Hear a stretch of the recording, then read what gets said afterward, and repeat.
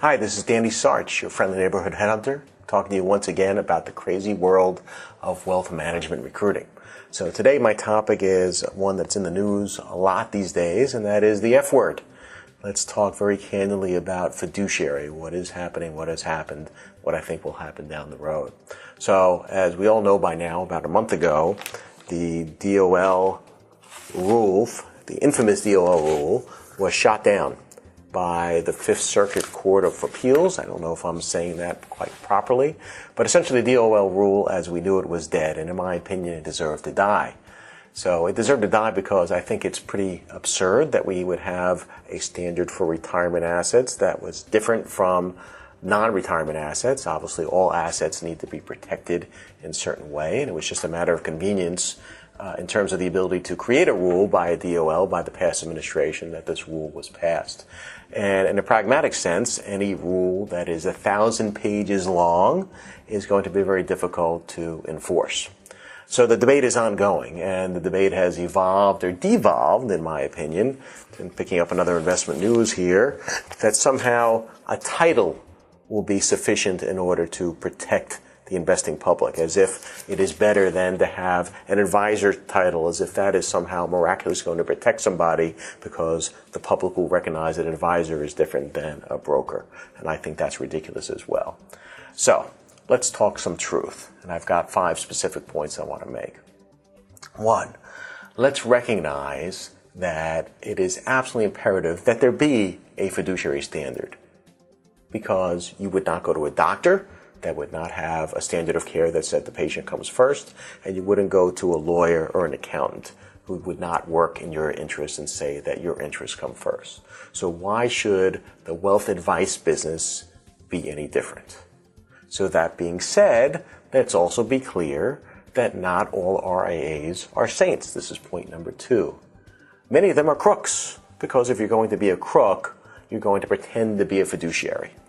Right? That makes sense. It's logical. So just because you have an RA title or you say you're fiduciary doesn't mean that you are a fiduciary. All you have to do is Google RA malfeasance or RA crooks, and you'll find that what I'm saying is absolutely right, because the crooks are pretending to be fiduciaries. Next point, just because you're a broker, just as all RAs are not saints, not all brokers are crooks, okay?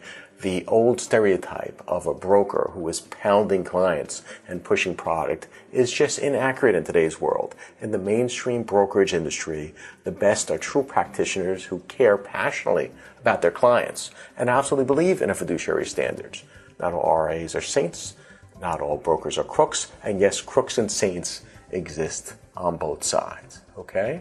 Which brings me to my next point, which is that commissions by themselves are not evil. There are many clients that actually prefer to pay commissions.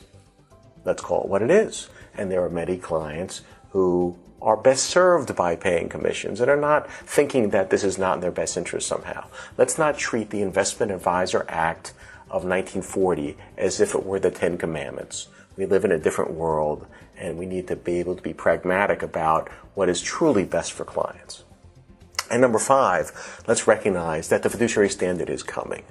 Even in today's non-regulatory environment, which we can all agree it is, the SEC is going to come up with some kind of fiduciary standard. There will be comments, there will be debate about it, so it is not coming tomorrow, it may not be coming this year, though the argument certainly will come later this year, but we are moving to a fiduciary standard.